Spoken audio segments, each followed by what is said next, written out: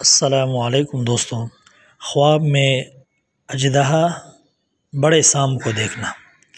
حضرت ابن سیرین رحمۃ اللہ علیہ نے فرمایا، بڑے سام کا خواب میں دیکھنا بڑے بھاری دشمن کا دیکھنا ہے جو طاقتور دشمن ہے۔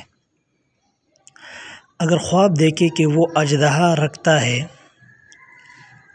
یعنی سام کو پال رہا ہے تو دلیل ہے بزرگوں سے ملے گا۔ اگر دیکھے اژدہا جنگ کر کے اس پر غالب آ گیا یعنی دشمن سے لڑے گا یہ اور دشمن کو مغلوب کرے گا، اور اگر خواب میں دیکھے سام کو مارا ہے اور اس کا گوشت کھایا ہے تو یہ دشمن پر فتح پائے گا اور اس کا مال لے گا۔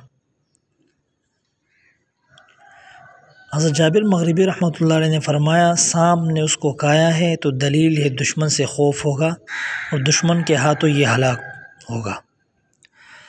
اگر دیکھے بڑے سام کے پشت پر بیٹھا ہے اور سام اس کا تابع فرمان بردار ہے تو اس بات کی دلیل ہے کہ بڑا دشمن اس کا تابع دار ہوگا اور اس کے سب کاروبار انتظام سے ہوں گے، جتنے بھی کام ہیں سب انتظام سے ہوں گے۔